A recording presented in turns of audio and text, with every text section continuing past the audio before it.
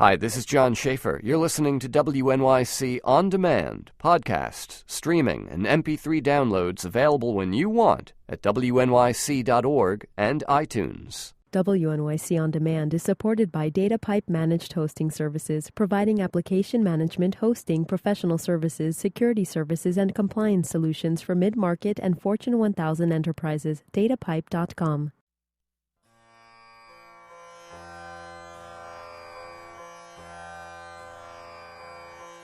Om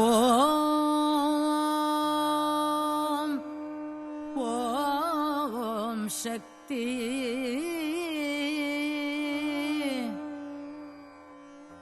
Om Shakti என்பவர் உண்மை கண்டார்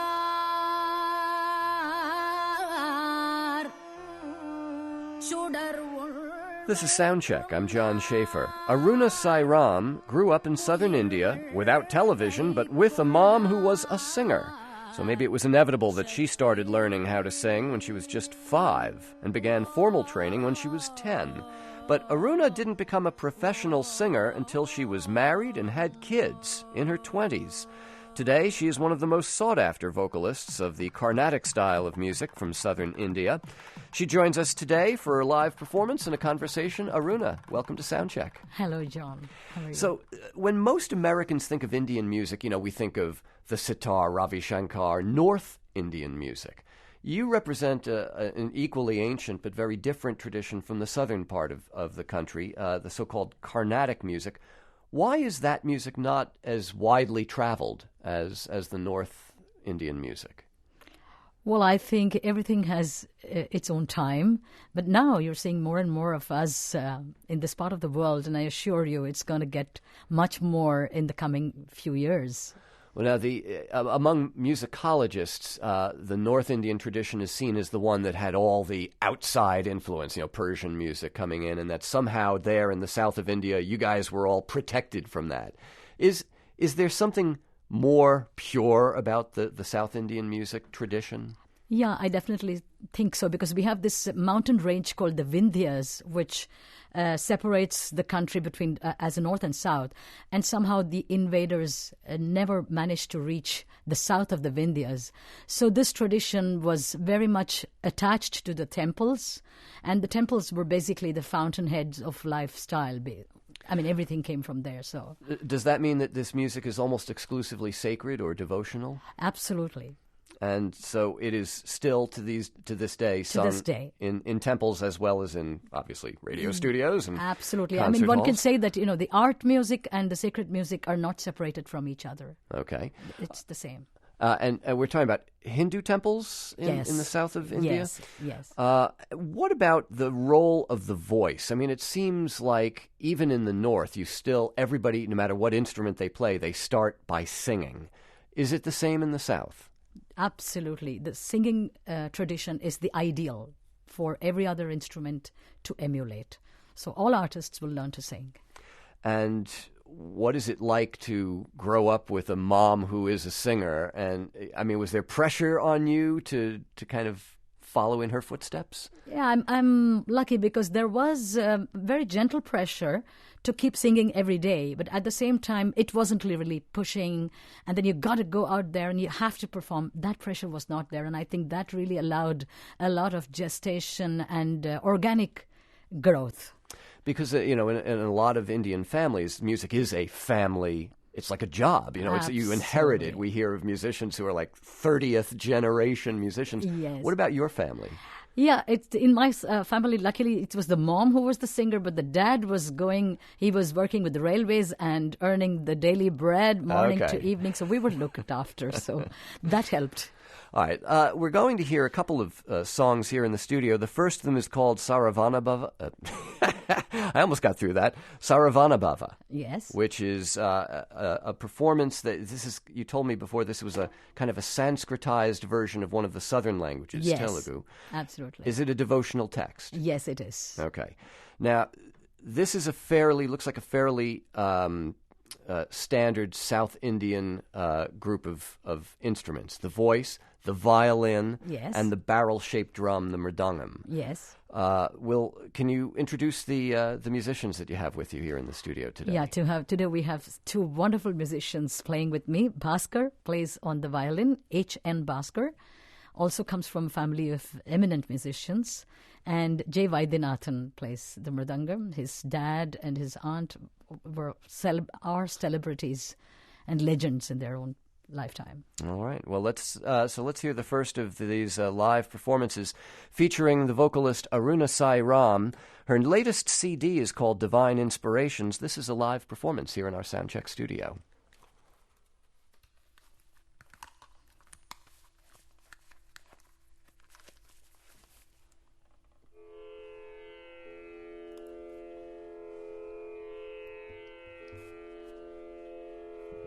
Sharavana bhava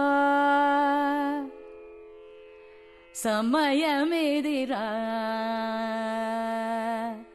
Sharavana bhava samayamedira Sharavana bhava samayamedira Sharavana bhava samayamedira Sharavana bhava samayamedira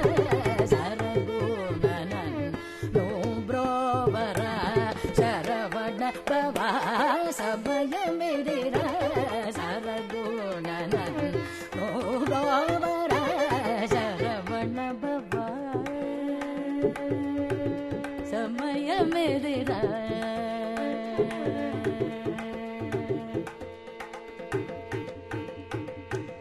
Parama Purusha Parama Purusha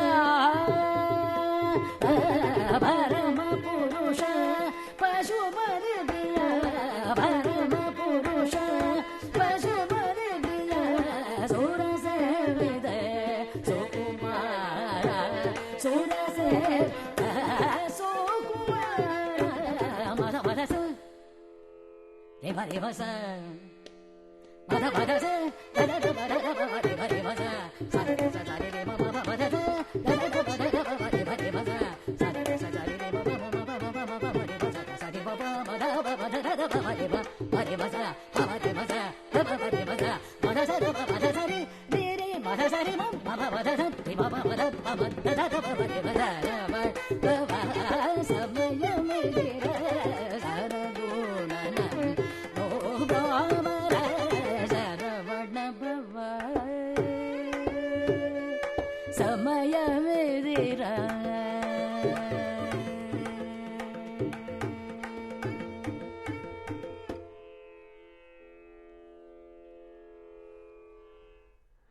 That is a live performance here in our Soundcheck studio by vocalist Aruna Sairam. That's the style of South Indian music is known as Carnatic music, and this song called Saravana Bhava featured J. Vaidyanathan playing the mridangam, that's the drum, and H.N. Bhaskar playing the violin. Aruna, you mentioned before that even though your mom was a singer, that you were able to come to this in your own time. Sort of organically.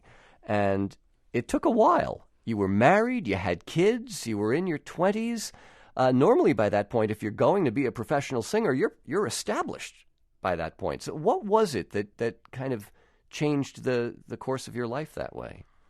Yeah, well, in my home, a lot of musicians would come. They were friends of my parents. So I learned to love music deeply, but I never thought I was going to be an artist.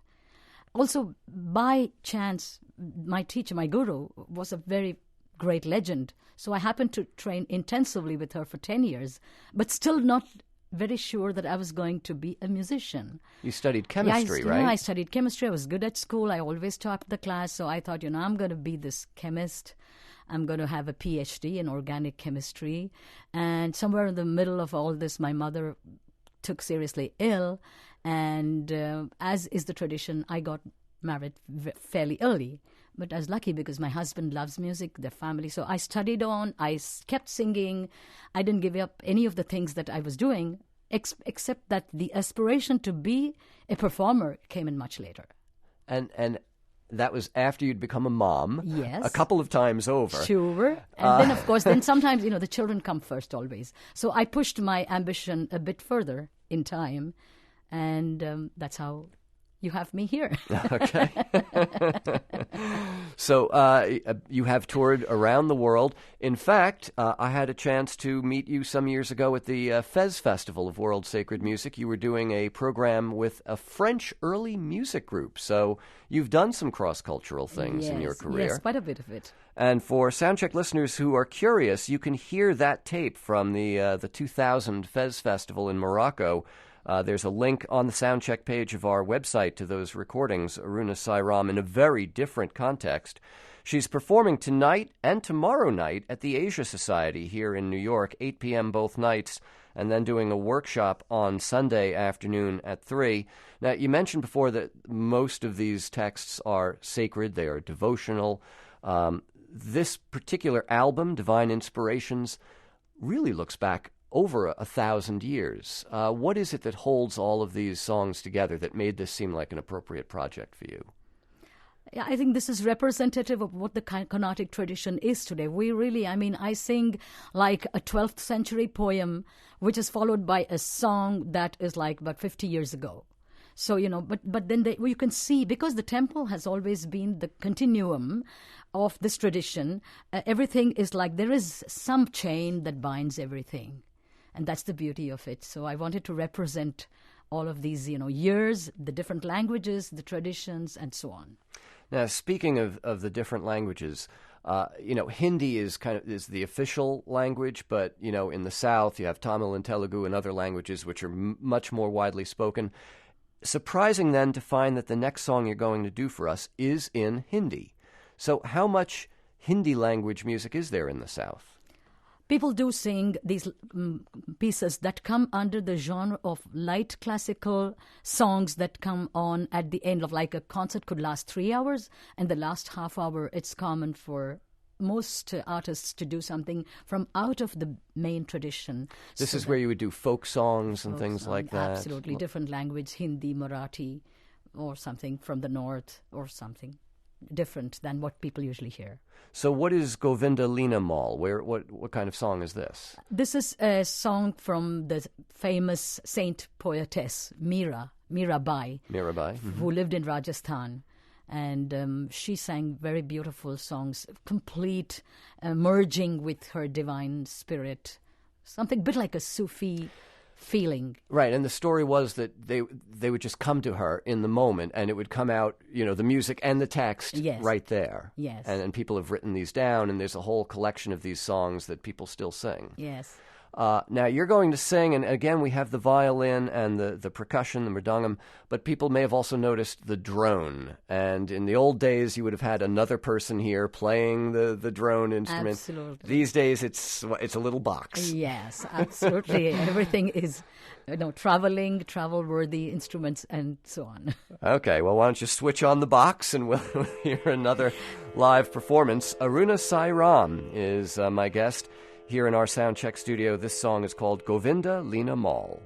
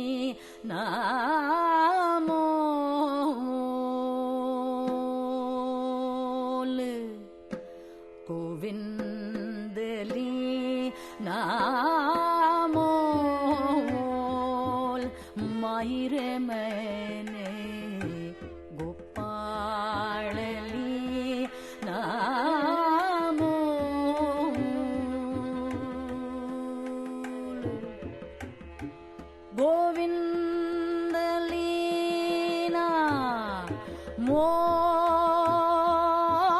my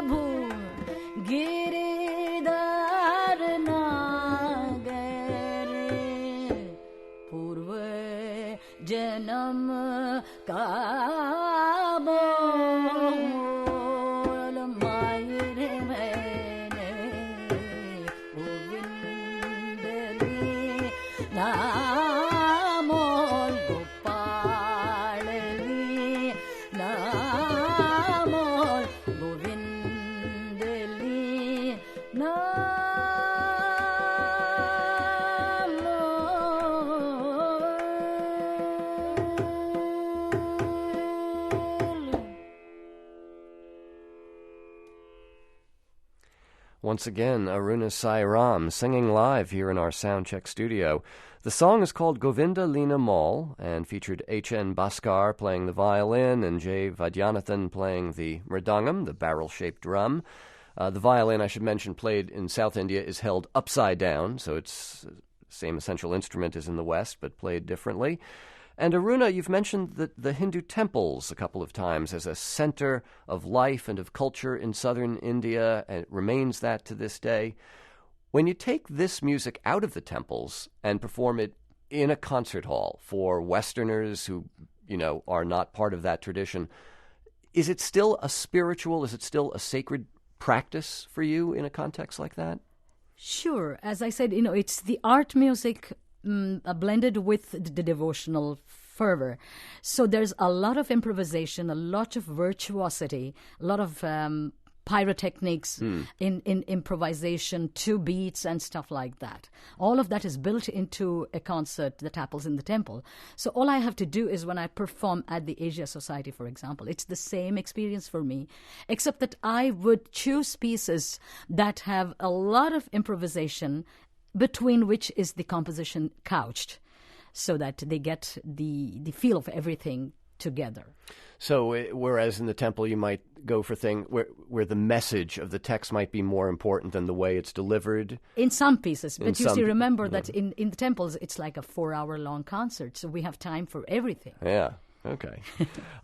Presumably these won't be 4-hour-long concerts at the Asia Society tonight and tomorrow. I don't know, but I've been given a brief that it's not more than 2 hours, including intervals, so I don't intend to test the patience of people who don't know this music. Well, it's a form of music that we should know more of. It's an ancient and wonderful tradition, the Carnatic tradition of South India, and Aruna Sairam and her ensemble performing tonight and tomorrow at the Asia Society at 8 p.m. and a Sunday workshop at 3. Aruna, a real pleasure to see you again. Thank you for performing for us today. Great pleasure to meet you, John. And Soundcheck wants to know how you get your music fix. Tell us where you buy your music. If you spend a lot or a little or nothing at all, take part in our latest online poll on the Soundcheck page at WNYC.org. Tomorrow on Soundcheck, we remember downtown cellist and composer Arthur Russell, who died from AIDS in 1992. There's a tribute concert next week, and he's the subject of a new documentary film. Soundcheck's technical director is Irene Trudell. Our engineer today was Rob Christensen. The program is produced by Brian Wise and Joel Meyer. Our executive producer is Gisele Regatau. We had help today from Joseph Stavitsky and Richard Rusinkovich. I'm John Schaefer. Be with us again at this time tomorrow for the next Soundcheck. Thanks for listening to WNYC On Demand. Please check out our other programs at wnyc.org or on iTunes. This free service is made possible by our listeners. Become a member of WNYC today.